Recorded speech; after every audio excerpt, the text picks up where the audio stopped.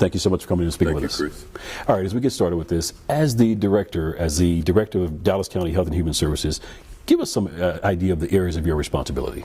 Well, Dallas County Health and Human Services has 2.4 million people in Dallas County.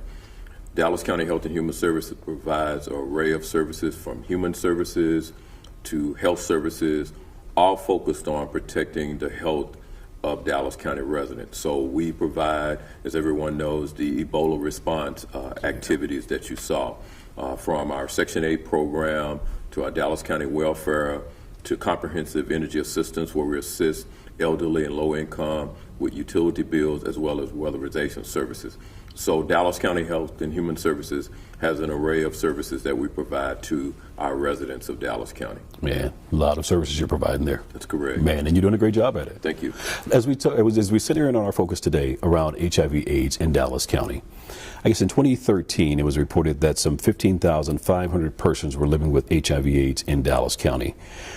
Can you break those numbers down for us a little bit? Well, it's interesting because what we're focused on right now is an awareness of HIV and AIDS. We're going to have a conversation on HIV and AIDS and the impact on America, Dallas County, but specifically in Dallas County. Yeah. When we see the number of individuals residing in Dallas County, that tells us that there are a number of people who have either been diagnosed with a new infection, or people who are living here or may have moved here, that have moved here to Dallas County. Yes. So the key point in this is that what we saw in the 1980s, we saw the white gay male as having the highest rate of infections and cases in America and in Dallas County.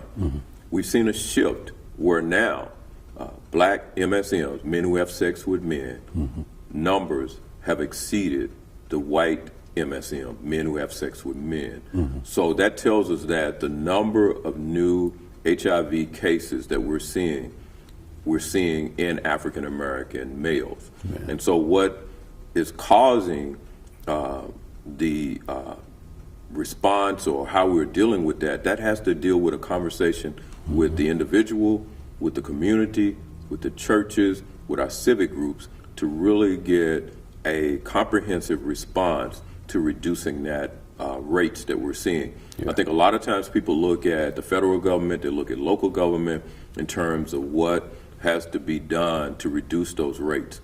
But clearly, if I stated a few things, for example, condom use, that would reduce the numbers. Education in our schools, that would increase in awareness and turn into reducing the number of new infections. Yeah. And then the paramount issue that we have to have a conversation around is the impact on African American women. When you look at the data, and I encourage anyone to look at the trends, in the 1980s, we saw again white MSMs, white gay male, it was considered white male gay disease. You never saw the numbers of new infections among white gay males impacting white females. Now fast forward to 2013, 2014, and where we are today in 2015. You've seen a significant increase in the number of new infections among African American women. Now, we've seen the escalation of the new cases in African American men who have sex with men, and now that's shifted where we're seeing the cases of new infections in African American women. That's why we have to have a conversation. We really have to look at the impact of HIV and AIDS. People are living longer. That's why when you talk about the numbers of people living with AIDS in Dallas County, that's a testament to they're living longer with the medications, the cocktails, the things that are able to keep individuals functioning. That's the difference than what we had when HIV/AIDS was first diagnosed in America. Yeah. So I said a whole lot to kind of bring it in context around the fact that the conversation really has to start one-on-one in our families, in our churches, and in our community. And so I'm sure you'll share a number of stories, but one specific example was the young lady who was killed because she told her boyfriend that she was HIV positive. The young man is now serving time in jail, and it's still not positive. Right. So what that demonstrated is the lack of information and education in our community about HIV and AIDS, right. and the ultimate is the stigma associated with it. Mm-hmm. And so that's why a lot of times people don't want to disclose, don't want to identify because of the stigma associated with HIV/AIDS. Yeah, you said a number of things there. I want to center in on a couple of them. First and foremost, you talked about the conversation with the churches and how a conversation needs to be had. I would think churches would be a little bit apprehensive about having that discussion because most churches, the message is abstinence, refraining from sex until marriage. Obviously, that's not the case in most situations, though. Right. So how difficult is it for you and your counterparts to get into churches to try to have these discussions? Well, there have been some progressive movements in our churches. We need a comprehensive church curriculum.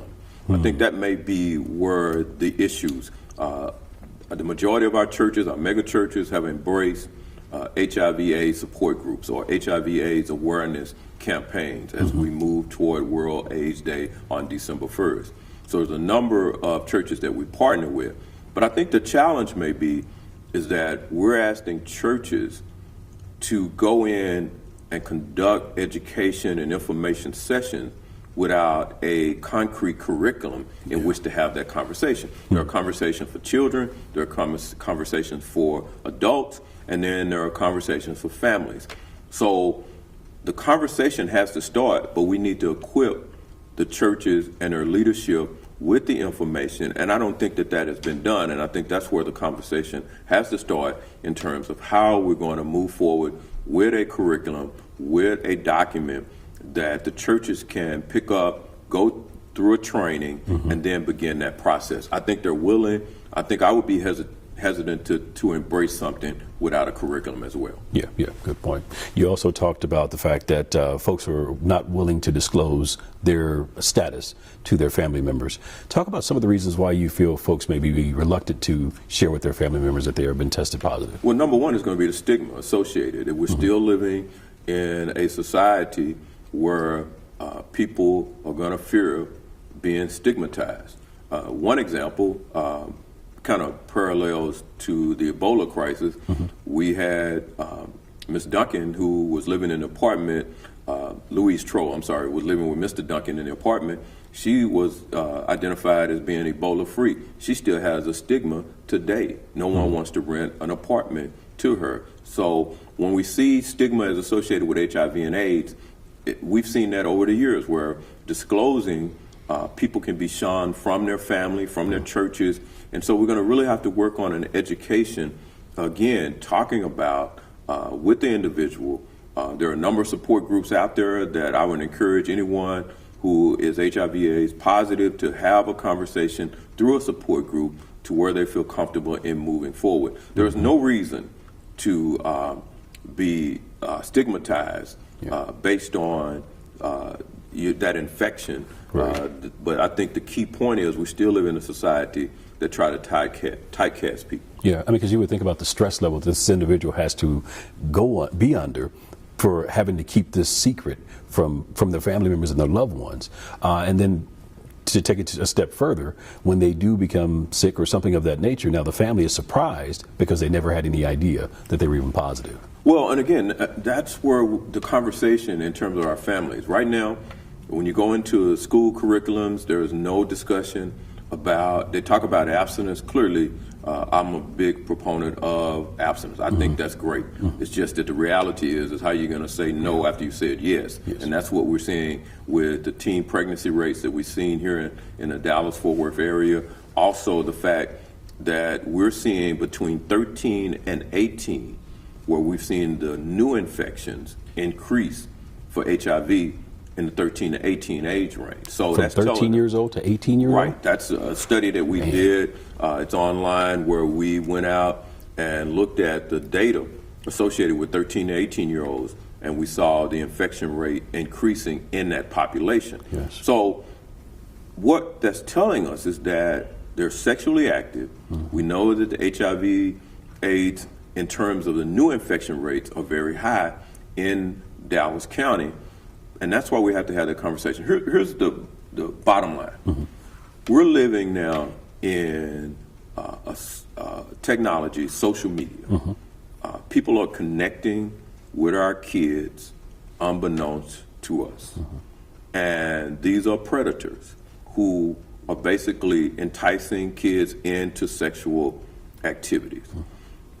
In terms of what we're seeing now is we got to have an education on sex, not just on HIV and AIDS, but just on sexual awareness with our teenagers. Because the real issue that we're seeing is the infection rate is going to continue because in the African American community, we're still haggling about condom use. Yeah. If you're engaging in unprotected sex, that is going to be a challenge. Yeah, because it's not just the threat of HIV/AIDS. I mean, you're also seeing chlamydia, syphilis, things of those natures. They're increasing it on the increase as well. I tell people all the time, our clinic or any of the clinics that people are going to are constantly full.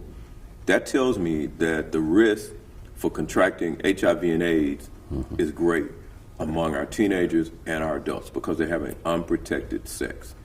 And so in the African American community, for some reason, they don't want to use condoms.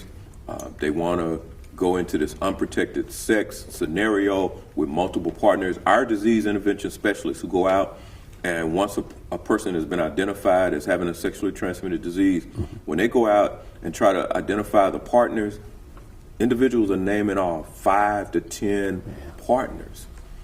So for somebody to come back and say, well, Dallas County has the highest infection rate.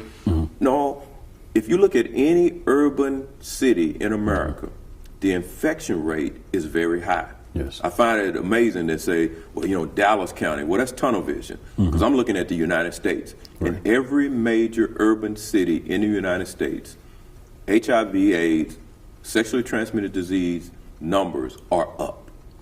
What do you attribute that to, though? I mean, because certainly there's been awareness campaigns that have been taking place for years, telling folks to have protected sex and don't practice unsafe sex, things of that nature. What do you attribute this mindset to say, well, it's not going to affect me? Well, two things. One, I don't think there's been an effective HIV/AIDS awareness campaign targeting people of color, African American and Hispanic. So we see a broad campaign, but I've not seen a specific campaign that really focuses on the African American and Hispanic community, but specifically African Americans. Okay. So the example is that some people see HIV/AIDS as still a gay male disease. We left this conversation about the down low brother many years ago, and I don't know why. So, because you're seeing the numbers as a result of that. That's exactly it. Yeah. And if you talk to someone on the federal level or the state level, you never hear this conversation. And I think that's an injustice because in the African American male may not identify himself as being gay. You get my concept? Yeah. And so he may be engaging. Because he has sex with women and then he also has sex with me and you think he's not gay. Well, so now you look at the message. Let's look at the message. So the message that you're seeing out there is a broad message that only is focused on gay males. Right. The message has to be among all males who are engaging in unprotected sex. Yes. People can choose to do what they want to do.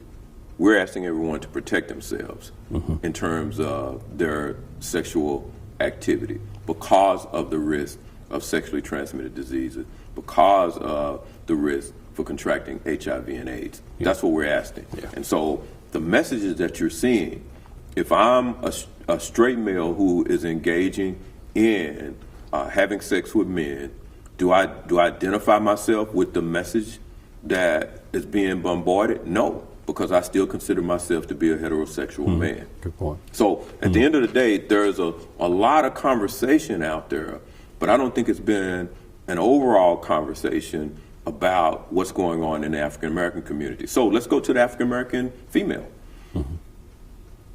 She's in a predicament because she's engaging in sexual activity unprotected. How is she going to have a conversation with a man about using protection? And let's give this example. And when most people meet, you say, if you're a single man, you see a single woman, you may ask each other about a woman may ask, are you with dating another woman? Or so you see the concept. Who's going to ask? Are you also dating a man? Yeah. What's your sexual history? Yeah, dig into it. So at the end of the day, we got to have a conversation. Okay, and a serious heart-to-heart conversation, not just this surface stuff that we're talking about. Well, but again, for a female, that may be maybe challenging for them to ask the question because of what the repercussions may be. Well, but because you can't ask that question, then it may be the onus is upon you then to make sure that if you're going to have sex, then you have protected sex. You have protected sex. Okay, and that's the key point. Know your status. Yeah. Know your partner's status. But if that's the case, Chris, then why are the numbers still going up? And if that indeed is the case, why are the numbers going up in the African American community? We saw a proliferation from the time that Magic Johnson confirmed that he was HIV/AIDS positive. Okay, now at that point, almost 20 years ago or longer, we saw that was viewed as a white gay male disease. In 2015, in Dallas County, in every major urban city in America, this is an epidemic among African Americans. Man, so let me ask you. You mentioned Magic Johnson. Could it be, to some degree, certainly not overall, but to some degree, folks have looked at Magic Johnson for the last 20 years or more, who appears to be perfectly healthy, not any weight loss, anything of that nature. The awareness campaigns are weak, as you have pointed out, because again, I saw a billboard the other day, and as you pointed out, it appeared to be a billboard that was geared toward an gay African-American male. So there is nothing for the heterosexual male awareness campaign out there. So could it be folks have seen these signs of Magic Johnson being healthy, they don't really relate to the awareness campaign that's taking place, so it's almost like out of sight, out of mind? Well, the millennium population was not around when HIV/AIDS was considered a death sentence. Yeah. So whether it's Magic Johnson or anybody that's living with AIDS, you just gave the numbers on how many people are living with AIDS in Dallas County. If you look at how many people are living with AIDS in the United States, that number is very high. So to the millennium, they're thinking it can't be that bad. Man. So you got to look at the concept. In the 80s, when we heard about HIV and AIDS, we considered it to be a death sentence. Yes. Now it is not. People are living with AIDS and living a long and productive life. So now, how are you going to convince the millennium population that they should practice safe sex? So it's about not only Magic Johnson, but anybody that they're seeing. The conversation has to center around that in the white gay male, those numbers are decreasing in terms of new infection. So clearly, they're getting the message. Yes. The question for the African American community is, why are we not getting the message? Man. Because how do you start out with numbers being low 20 years ago to now you're the number one in terms of new infection among African American males? And then statewide, if you look at the statewide numbers in terms of African American females. So if you go back 20 years ago, you see white males, you look very hard, you won't see white female numbers in terms of significant as it relates to new infection. Right. Now you see African American males, new infection, and then now African American females numbers coming up higher and higher. Man. So that's why the conversation has to happen, and that's the reality, and that's why I appreciate what you're doing in terms of getting the message out. But it really starts with a curriculum, starts with education, it starts with our ISDs, having a conversation. It's broader than just HIV and AIDS. We're talking about sex education and revisiting that in terms of what we know as humans is a part of life. We are quiet about it, whether it is in our home, in our churches, but on the street, they're very loud about having unprotected sex, engaging in sex as an early age. So basically, they're beating us in the street in an area that we should be leading it, but we're afraid to talk about it. We're afraid to have a curriculum. We're afraid to have a conversation. But every time your child leaves out the door, they're getting a conversation now, not only from their peers, but most television, movies, all of it gives, and it used to be subliminal messages. Now it's just outright. It's outright. And in the music, and I love our music, but the music that they're listening to, you can't. This is not Marvin Gaye. Let's get it on. Right. This is actually, I'm gonna tell you how we're gonna get it on. Yeah. In some cases, we're already in the act. But I want to close on something you talked about there. You talked about the increase of the African American male population, but then there's that increase, the correlating increase of the African American female population. That again goes back to that down low brother situation or conversation that we certainly need to have in our churches and around our communities. Yeah, when the guy that wrote the book was on Oprah, we heard all about down low. Then all of a sudden, you know, I'm not a conspiracy theorist, but here's the concept. Why are we not talking about it? Yeah. Why are we not talking about the fact that if you are a male who is engaging in sex with males and females, I think you're doing a disjustice to that female by not disclosing. But of course, they're going to say realistically, they're not going to disclose. But that conversation has to be a community conversation among our African American females, right, as well as our African American males. And that has to start at the home, in our families, in our churches, and in our civic groups. Because right now, the impact is having a devastating effect on us. So at the end of the day, do we see any changes in the next 5 years? If we keep going the way that we're going, you're going to have more African Americans who are infected with AIDS because now you have less money for services. Right. So if I get infected, and I don't have the money to get the Magic Johnson medicine. We don't know what he's taking, right, but we know it's working. Housing, job, all of that stigma that comes associated with it is going to be a challenge. And so, I tell everybody, your health is your wealth. And the first step to protecting yourself is to practice safe sex, use a condom, know the status of your partner, the partner having that conversation. And until we move to having a healthy conversation, then we're going to see the number of new infections among African American men and women continue to rise. Yeah. Zach Thompson, thank you.